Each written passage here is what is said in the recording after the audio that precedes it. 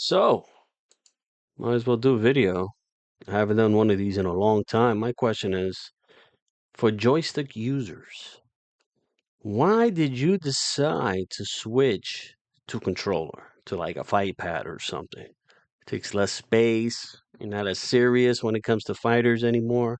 Because I do realize from time to time there's somebody they'll be dedicated using joystick and they'll just switch to a controller. That's my question. But yes, I understand. Yes, I know joysticks are superior. Okay. Good for you. We'll give you a round of applause. I understand. Yes, I use arcade stick, not a stupid controller, because we'll get one of those. I usually see those from time to time. But that's a serious question. If you could answer that for me. I use joystick, but I'm not good at it. I do like my Saturn pad right here. This is my go-to controller when it comes to like fighting games or whatever. Casually. I'm not a serious fighting game guy like I used to when I was younger in my teens and 20s. Now we have Retro Fighters. So Time Extension reviewed this controller and they didn't like it. They were complaining. It was like the Neo Geo. The D-pad is not like the original OG Dreamcast 6-button fight pad, which was what?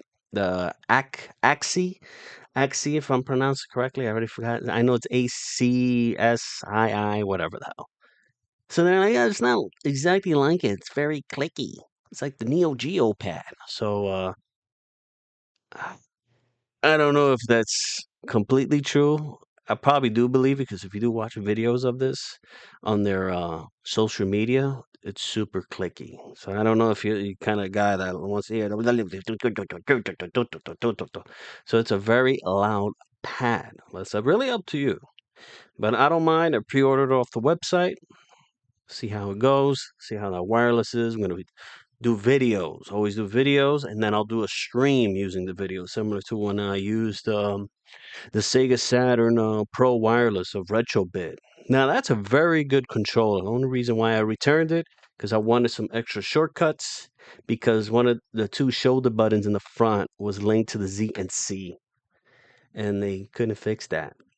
So not even a firmware could fix that. So I was very disappointed. But that was a very good wireless controller for PC. Not so much for the Saturn. I had a lot of issues with the Saturn trying to connect it to the Saturn.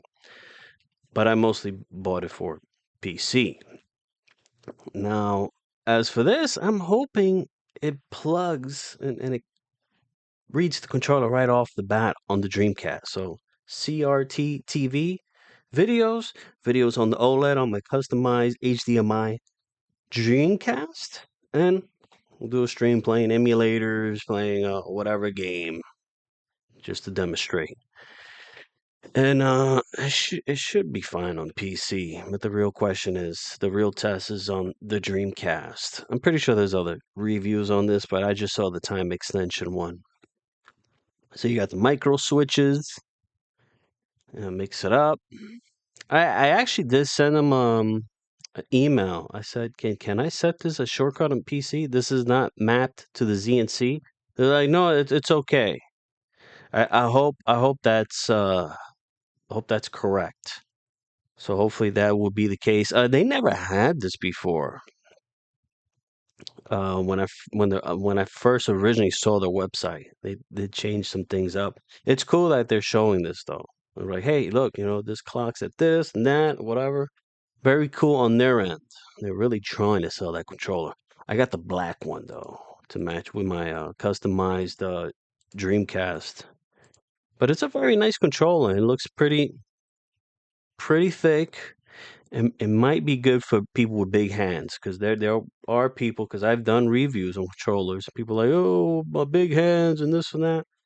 I was like, maybe it should be fine. The 8-bit dough, those little ones, those are not made for big hands. Stay away from the 8-bit dough ones. I think that's it. We're done here, right?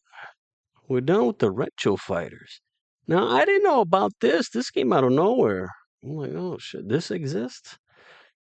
Now, this looks like it's made for giant hands. So I think people with big hands should be fine. Now, what it comes down to is the quality. Is it sturdy?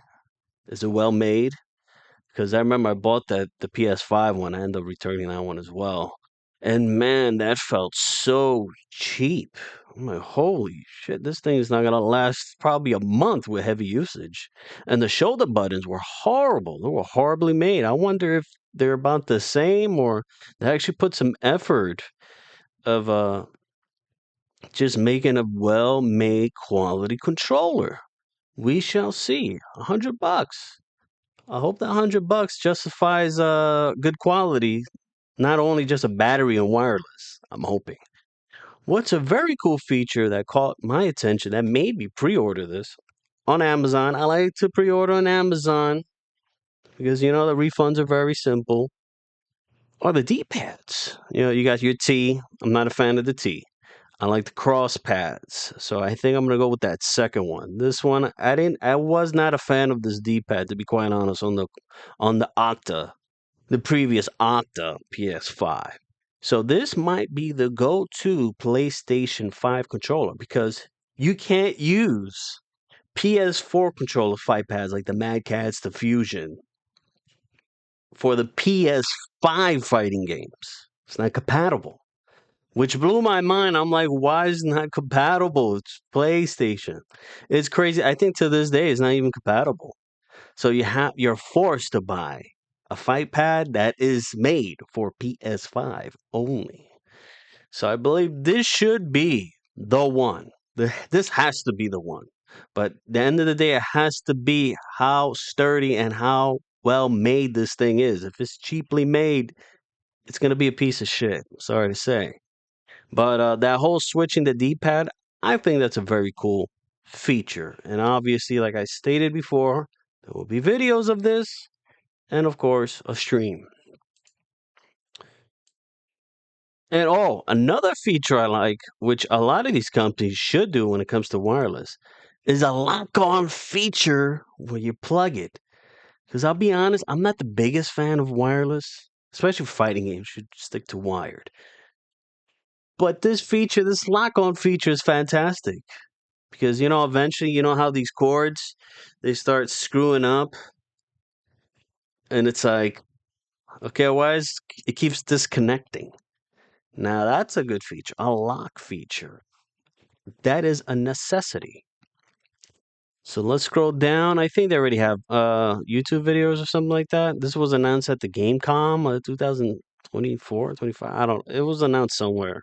It was somewhere on Twitter, and you have all this information going on here, and they got facts.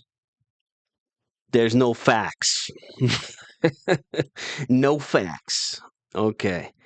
Officially licensed by Sony. You get your little extra buttons, whatever you want. There's a lot of buttons going on here.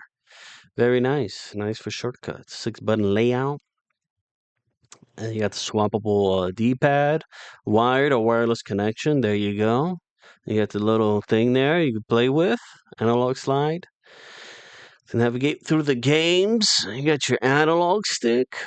And you know your headset, your mute button, all that good stuff going on. So like I was saying, like these controllers are horribly made. Like this one, the one I bought, I was like, yeah, this is going back to Amazon. This is just horrible. And these shoulder buttons are so cheaply made. It's $60 for a shitty made controller. These I haven't tested. I didn't bother because it just looks more the same. Looks more the same as these. So I mean, maybe you know, there's somebody that loves it and hasn't broken down on them, but more power to you, I guess. So yeah, these are the two upcoming fight pads. Well, you have one for the Dreamcast, PC, and Switch. Now you have this one for PC and PlayStation 5. I tried the Razer. I didn't like the Razer. There's another controller that's like over $100 too. It's like 130, 150, and that has this gimmick where you swap the thing around or whatever. I haven't used that because I'm like I'm not paying over 100 something dollars for this. I'd rather just stick to my Saturn pad here. I'm okay with the Mayflash on a PC, which works perfectly fine. So yeah, I'm not gonna bother just buying that just to do a review or videos or whatever. So, but I'll get this. I'll check it out. See how the quality is. Remember, quality is very important. If this is another cheaply made, shit controller, then I mean, it goes to Amazon.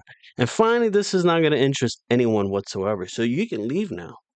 You can leave now. The 8-bit dough 64. Now the D-pad, the D-pad on these are horrible. They're just so stiff. Even after a while, because I have one of these, the for the PC, and even if you use the D-pad to death, it still doesn't really loosen up. I'm just not a T guy, D-pad type of guy. I don't like the T. I just never cared for it. I grew up as a Genesis. I love the 6-button Genesis controller. Fell in love with the Saturn. Saturn to me is still the best 6-button pad controller. But this is coming out if you're interested in the analog 3D, which I was gifted by my brother for my birthday and for Christmas. Very nice surprise. I said, hey, I need this, right? I need this controller for it. And it looks really good. It's pretty much almost a 6-button pad in a way. So this would be nice for a Killer Instinct. Killer Instinct, and it's just a modern 64 controller. I mean, you going, what is this thing? Jua? A Jua? What is a Jua? For Telsa? What the hell? Compatible for Switch? Okay, that's a funky one right there. I don't think there's really any information. It's just a modern 64 controller. But I do like 8-bit dough controllers. They make good controllers. Now my problem with their fight pads, it's just too tiny. Controllers are just too tiny. If they could just like this is the perfect one right here. Hold on. And they made the Neo Geo. I don't know how the Neo Geo got some good ratings there. Where's the Xbox one? And I'll end the video with that. This one. So this is perfect because it has the extra buttons right there. Look at all those buttons on this controller. It's fantastic, right? So I did get this one. I did stream it playing Xbox games. I did do a review.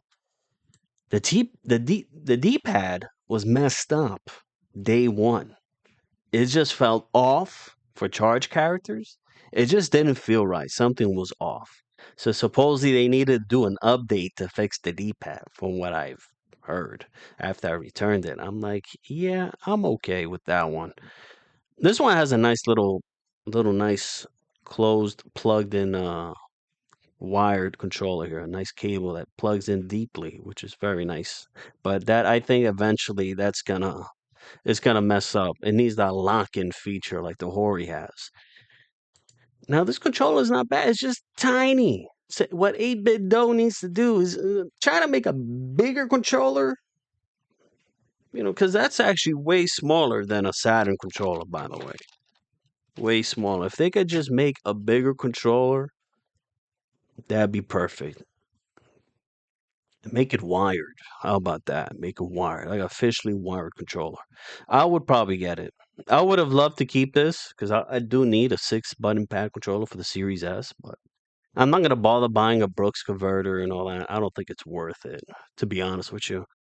But this would have been perfect, but they really shit the bed. At least in my opinion, they did. But it's just okay, nothing special. I just can't use it anymore. It's just too small. I did praise the M30s in the past, but eventually I just went back to my Saturn. I was like, oh, this is so much better. This just feels right. So there you go.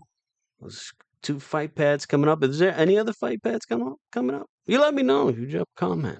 All right. Thanks for watching, guys. Have a good one.